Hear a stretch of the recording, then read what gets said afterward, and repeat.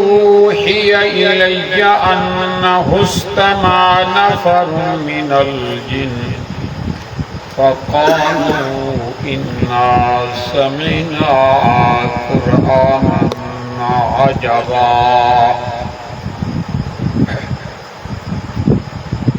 سورۃ الجن یہ ایک مکی سورت ہے۔ اس سورت کے اندر ایک عظیم الشان واقعہ بیان کیا گیا۔ رسول اللہ صلی اللہ علیہ وآلہ وسلم عکاظ بازار کے اندر ساتھیوں سمیت تشریف لے گئے۔ آپ علیہ الصلوۃ والسلام اس علاقے میں جانے کا مقصد یہ تھا کہ وہاں میلے وغیرہ لگا کرتے تھے، چلو جا کے کسی کو تبلیغ کر لیں گے۔ پیغمبر کا یہی مشن ہوتا ہے نا، کہیں لوگ جمع ہوں، جا کے تبلیغ شروع کروا دیں۔ اور ہوا یہ کہ جنات اپنی عادت کے مطابق آسمانوں کی طرف پہنچے، چلو کوئی بات سن لیں گے، لیکن دیکھا کہ پہرا پہلے سے سخت ہو چکا ہے، تو آپس کے اندر مشورہ کرنے لگے کہ کیا وجہ ہے کہ پہرا سخت ہو گیا اور شعلے وہ ہمارا پیچھا کرنے لگ گئے۔ ان کا جو بڑا تھا، ابلیس بھی ہو سکتا ہے، کوئی اور بھی ہو سکتا ہے، اس نے کہا آپ ایسا کریں، مشرق اور مغرب آپ جائیں اور ڈھونڈیں، اس کی وجہ تلاش کریں۔ ایک جنوں کی جماعت جو بڑی خوش نصیب تھی، اس علاقے میں چکر لگایا۔ آپ علیہ الصلوۃ والسلام صبح کی نماز پڑھا رہے تھے، اور صبح کی نماز میں بلند آواز سے تلاوت کی جاتی ہے، اور آپ علیہ السلام آیات بھی ایسی پڑھ رہے تھے جن کے اندر شرک و کفر کی رد اور توحید کا بیان تھا۔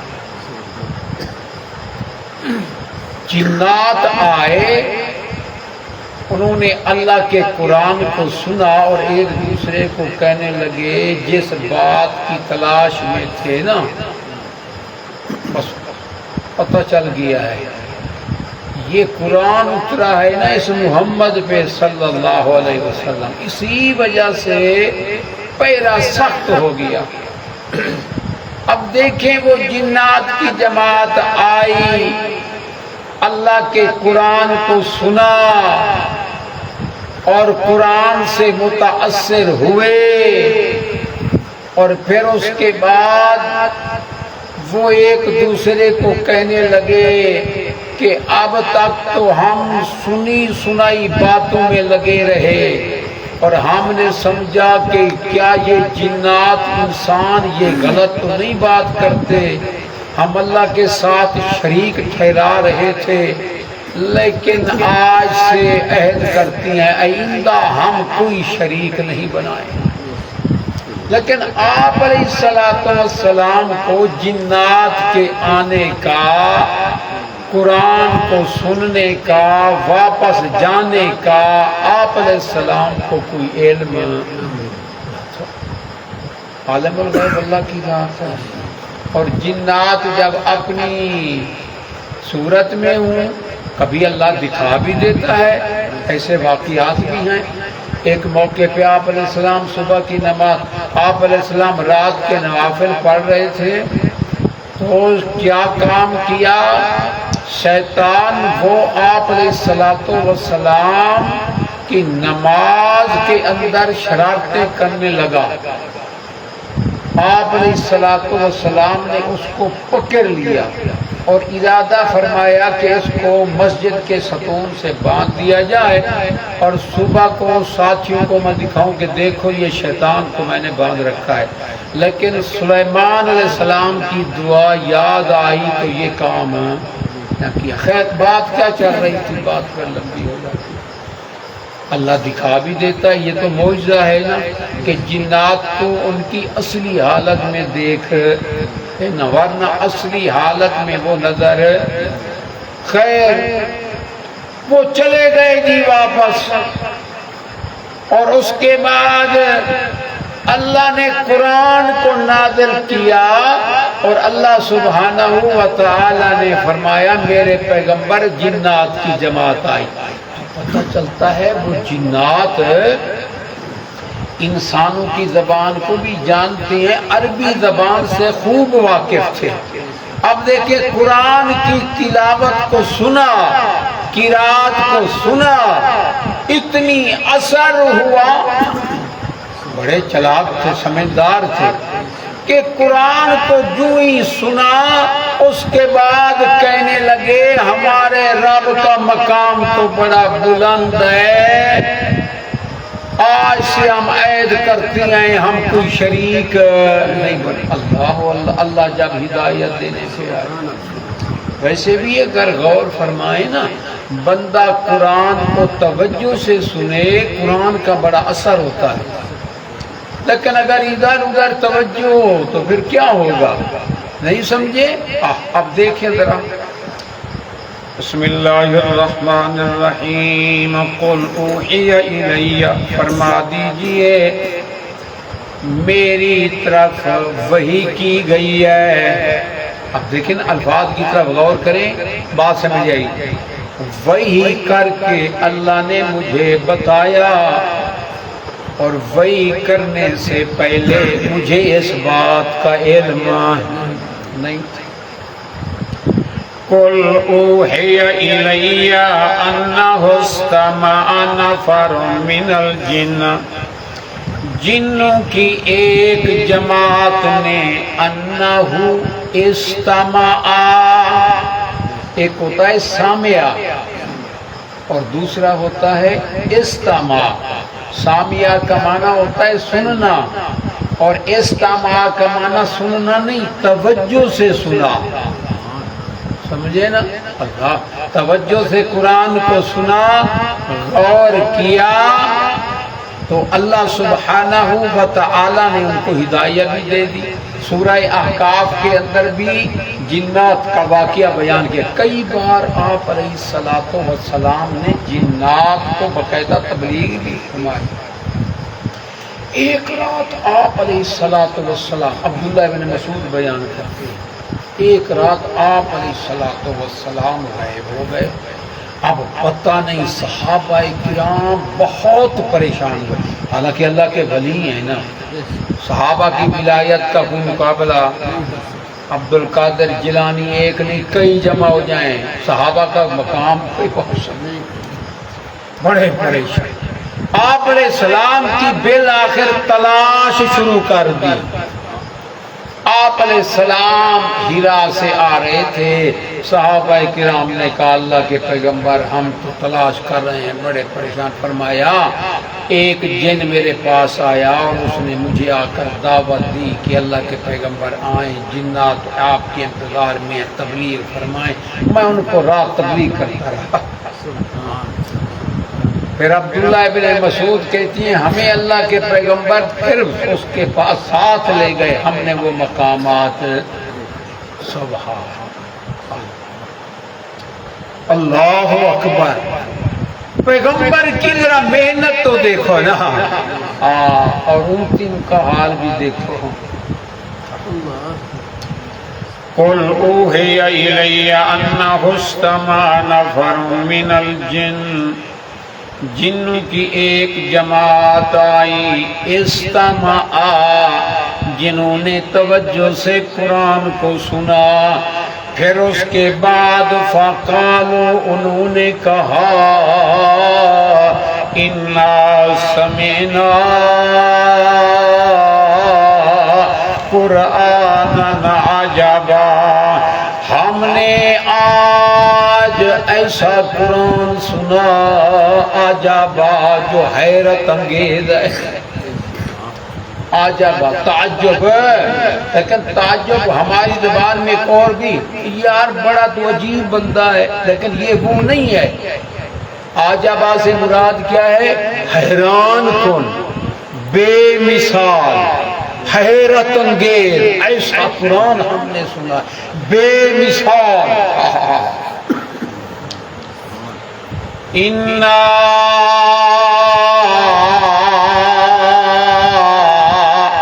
سمعنا قرآنا عجبا یہدی الی الرشد فآمنا بہ۔ ایسا قرآن، ایسی کتاب جو بھلائی کا راستہ، ہدایت کا راستہ دکھاتا۔ اگر ہدایت چاہیے تو ہدایت کس کتاب سے ملے گی؟ قرآن سے۔ بابا جی کی کتاب سے نہیں، ہدایت قرآن سے ملتی ہے۔ ذالک الکتاب لا ریب فیہ ھدی للمتقین ان ھذا القرآن یہدی للتی ہی اقوم۔ سیدھا راستہ اگر چاہیے تو سیدھا راستہ اللہ کا قرآن سکھاتا ہے۔ یہدی الی الرشد فآمنا بہ، ہم اس پہ ایمان لے آئے۔ اور ایمان بھی کیسا؟ اللہ والے توجہ کرنا، کہنے لگے وَلَن نُشْرِكَ بِرَبِّنَا أَحَدًا، ہم اپنے رب کے ساتھ ہرگز ہرگز کسی کو شریک نہیں بنائیں گے۔ یہ ہوتا ہے ایمان۔ یہ کیا ایمان ہے؟ کہتی ہے کلمہ گو۔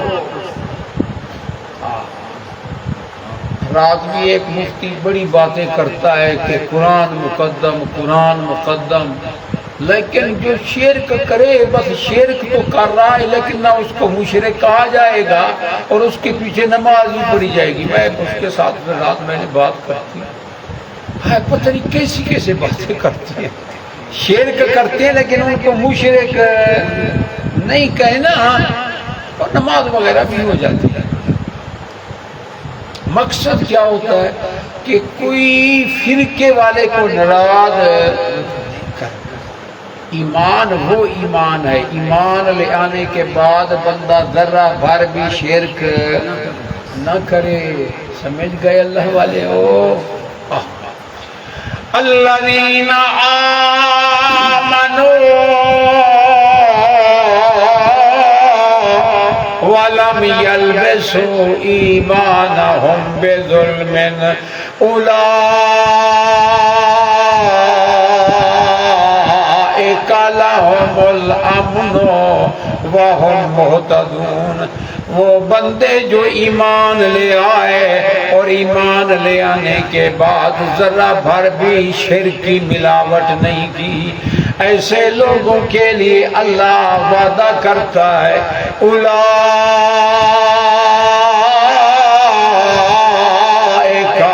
لہم الامن، ان لوگوں کے لیے امن ہے۔ اور یہ ہدایت ہے، ایسا ایمان کہ اس کے بعد پھر بندہ ذرہ بھر بھی شرک، کلمہ پڑھ رہا ہے لیکن قبر پہ سجدہ کر رہا ہے، لیکن اس کو کہنا کچھ نہیں ہے۔ اگر یہ مشرک نہیں تو اور مشرک کون ہوگا؟ وَأَنَّهُ تَعَالَى جَدُّ رَبِّنَا۔ غور کرنا معنی کی طرف، قرآن پڑھو، قرآن سمجھو اللہ والے ہو۔ بڑی خوش نصیبی کی بات ہے کہ نہیں؟ صبح ہوتے ہی نماز پڑھے، پھر اس کے بعد اللہ کا قرآن سمجھے سنے، کتنی خوش نصیبی۔ تعالی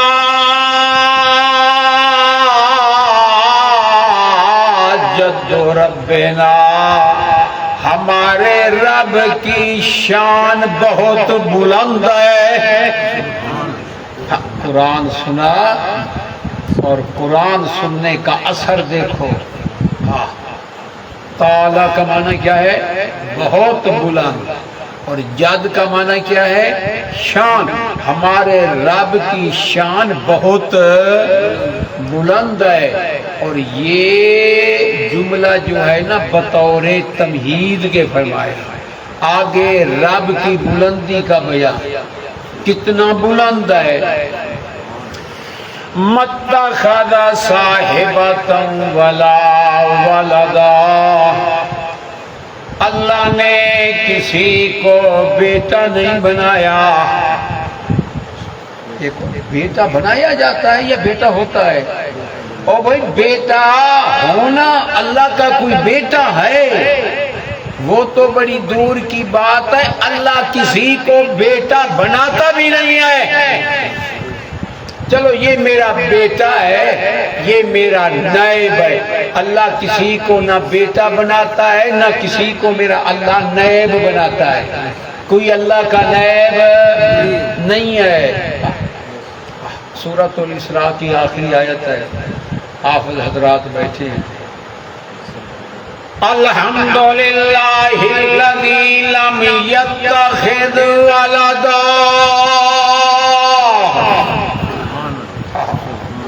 قرآن میں بڑا سکون ہے، قرآن میں سرور ہے۔ مشرق کو قرآن نہیں پڑھتا، یعنی کیا مسئلہ ہے؟ الحمدللہ الذی لم یتخذ ولدا، سب تعریفیں اس اللہ کے لیے جس نے کسی کو اپنا نائب نہیں بنایا، جس نے کسی کو اپنا بیٹا نہیں بنایا۔ پہلے والے مشرک ہماری جماعت کے پیر و مرشد مولانا حسین علی رحمہ اللہ تعالیٰ عنہ وہ فرمایا کرتے تھے، یہ جو ہے نا بیٹا نہیں بنایا، مراد ہے نائب۔ اللہ کا کوئی نائب نہیں ہے کہ اللہ اپنے اختیار اس کو دے دے۔ مکے کے مشرک کہتے تھے یہ جو ہے نا اللہ والے، اللہ نے اپنے اختیار ان کو دے دیے، اور یہی عقیدہ اس دور کے مشرکین کا ہے۔ ہاں سمجھ لے، ہاں ان کا عقیدہ اور ان کا عقیدہ ایک ہے۔ جو بھی عقیدہ ابو جہل کا تھا وہی عقیدہ ہے۔ بات صاف سی ہے۔ متخذ صاحبۃ ولا ولدا، اس اللہ نے نہیں بنایا بیوی کو اور نہ اولاد۔ اب ذرا غور کرنا، بیوی، بندہ بیوی کے بغیر نامکمل ہوتا ہے کہ مکمل؟ ویسا اپنی لال بیٹھے کرنے اللہ والے ہو، بیوی کے بغیر تو نامکمل ہوتا ہے۔ بیوی سے انس حاصل کرتا ہے، سکون حاصل کرتا ہے، اور بیوی جو ہے اس سے صحبت کی ضرورت ہوتی ہے۔ لیکن اگر بیوی ہو، بیوی کی ضرورت جس کو ہے پھر وہ محبت کا محتاج بن جاتا ہے کہ نہیں؟ پھر بیوی مجبور کر دیتی ہے کہ نہیں؟ اولاد ہو کہتی ہیں جی اب اولاد ہو گئی، بیٹے بڑے ہو گئے جی جناب اب میری کوئی بات پوچھتا نہیں، بس ان کی مرضی ہوتا ہے۔ اللہ بھی کسی کو اولاد بناتا نہیں، اللہ نے نہ اولاد بنائی، اس کی بیوی بھی نہیں ہے۔ کیوں؟ یہ سب مجبوریاں اور محتاجیاں اللہ ان محتاجیوں سے پاک ہے۔